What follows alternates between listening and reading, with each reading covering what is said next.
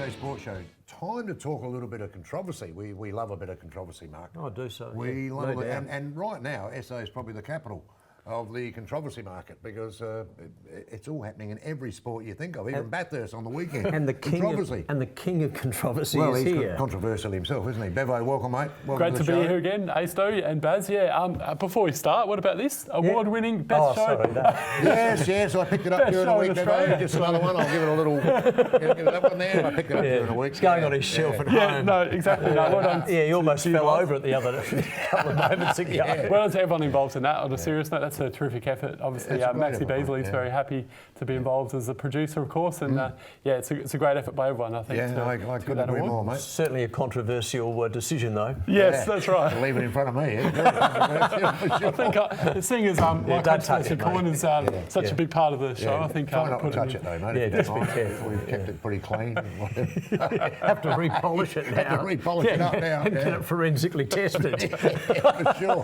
What do you got, Bevo? Hit me with All your right, rhythm so stick, mate. it's all happening in Adelaide. So obviously the Adelaide Crows have got a new coach now. We've just heard the other day, Matty Nix is the new coach of the Crows. Congratulations to him. Another one from Port. Another Port bloke, yeah.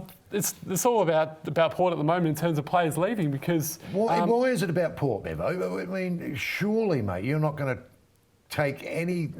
this Robbie Gray and Ollie Wines and all that. What are you talking about? You don't think they've got to worry mate, about? Come No? on, you know. Look, I picked up the paper on I don't like to have a go. Oh, yes, I do. What morning? Tuesday morning. And there's about 6 pages on Eddie leaving, and everything's terrific. And there would have been about 4 or 5 articles on Port Adelaide, all negative.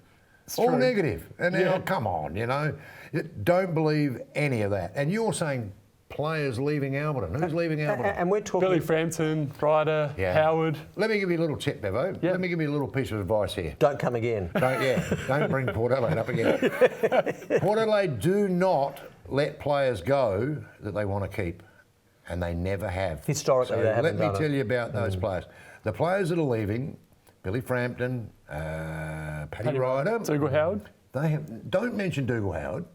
Where's Dougal Howard going? St Kilda. Is he? When Yeah. was that? When did you hear that one? The other day, from what I heard, we were getting picks 12 and 18 and Ryder and Howard were going to the Yeah, okay. Saints. All right, So- well, I can tell you now that Dougal Howard's been told to turn up to pre-season training at Alberton. Whoa. But, mate, don't believe everything in this week. This week is a shocking week, this trade week, because things like Ollie Wines and Robbie Gray, those little things turn up, just rear their ugly head out of nowhere. And I can't believe that people are believing that. Why would you go for a player like Robbie Gray, who is 32 years of age? Well, I guess they're just, I suppose, thinking that he's got a couple of years to go and Port might only offer him 1 year, so they can then, offer him a couple more years extra because he's a Victorian born and bred as well. So, In terms of Ollie Wines, though, and I was talking to Barry before the show, as a journalist, I don't think I ever ran a story that I didn't believe was happening. Now, with the Ollie Wines story, it broke that there was some interest.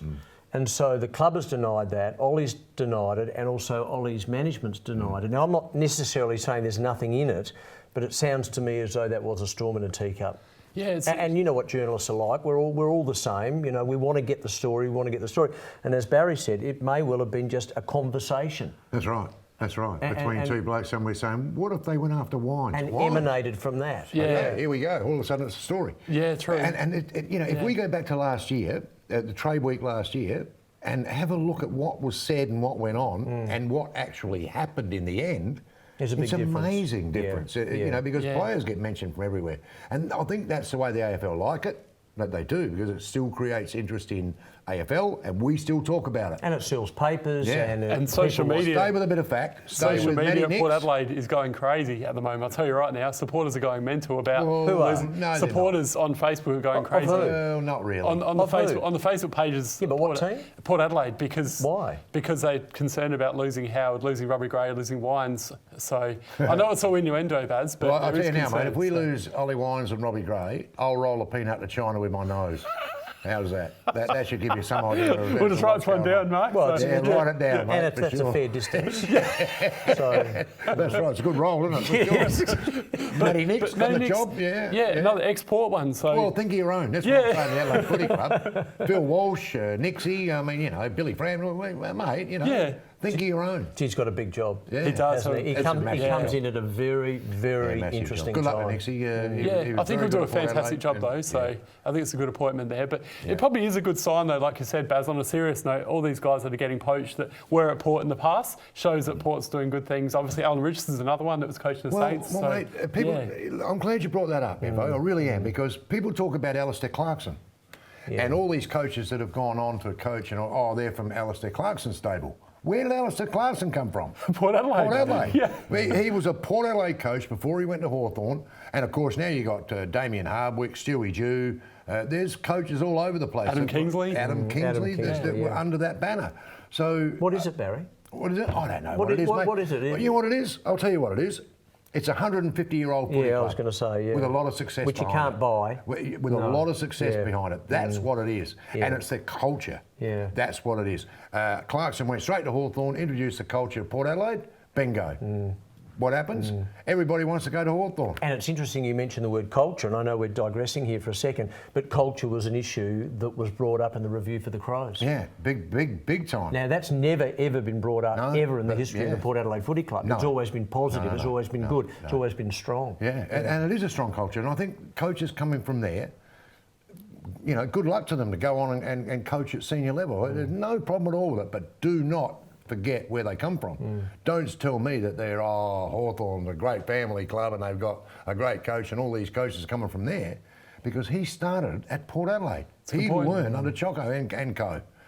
Culture, it's so important, that word. And I'm glad you brought that up about Adelaide, because I think they're about to appoint a cultural person. Yeah, they are. Which really tells you that something smells at West Lakes. I think Nixie's going to do a good job though, so I think that's a really good I've appointment. got no issue with Nixie. I think Nixie will do a great job. He did a good job at Port Adelaide. And he'll need to, because the other issue they have is that they've got a lot of fans, whether it be members or fans, who are impatient. Yes. And so they are going to want results very quickly. And I don't think that's going to happen. Yeah, I feel for him a little bit here, because he's, you're on a bit of a hiding to nothing here.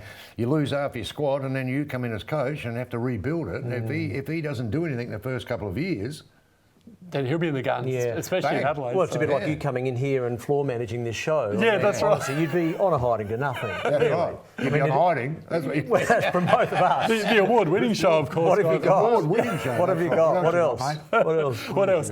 I want to talk about South Australian cricket, guys. Now, obviously, we saw on the weekend that SA drew with the Vicks, which was a great effort, because in the past they probably would have rolled over. Vicks made 6-1-6, and well done Tom Cooper making it double 100, and Carey and those guys. They as got well. the 2 points. They got 2 points, which was a great result. But let's talk about the last few years though, because obviously they made those 2 finals in a row against the Vicks, got thrashed. Then we were wooden spooners 2 years in a row. So I'm a little bit concerned about the Saka. And one thing I want to raise, why haven't they approached someone like a Carl Hooper, absolute superstar of the West Indies back in the day, now obviously involved with coaching Southern Districts at the moment. Sean Tate's got the head role at Port Adelaide Cricket Club this coming season. Why don't they approach these sort of guys? Adelaide? Adelaide, I should say, yeah.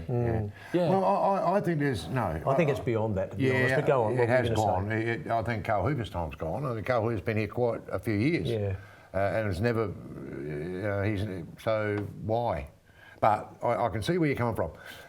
With the Sackers, if anybody needs an external review, I reckon it's the Sacker. Agreed. I really do, because we have won nothing.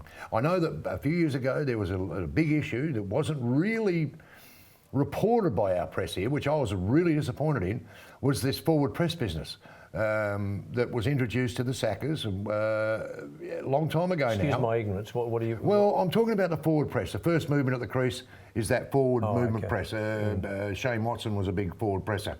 Got caught in the slips a lot. We introduced that to our junior program. I stayed under 15s, under 17s, under 9s.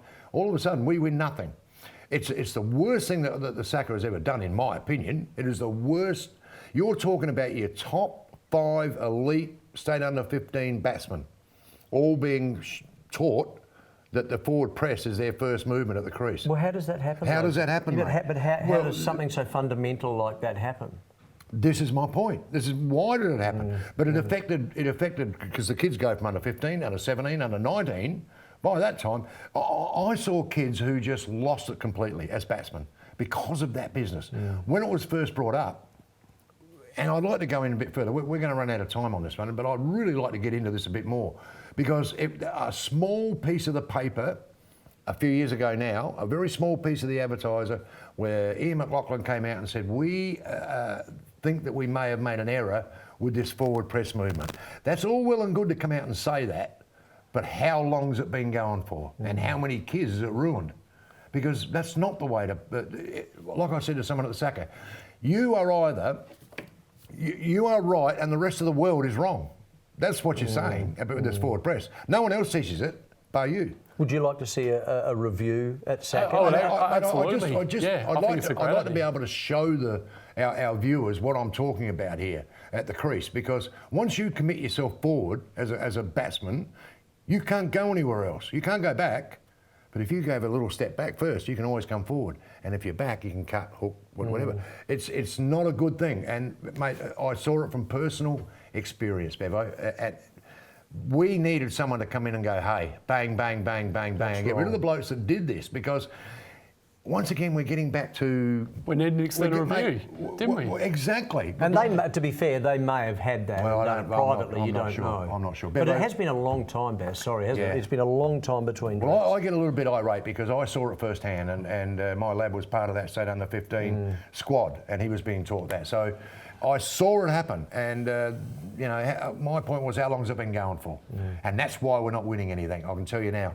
So I'm not happy. Bevo, we're going to run out of time, and I'm angry we have, but we might continue this conversation a bit further. Hate it when he gets angry. I'm sorry about that. It spoils the whole show. It does get me. But Bevo, thanks for coming in, mate. Thanks, really appreciate it. Always a pleasure. We'll be back with more in just a moment on the SA Sports Show.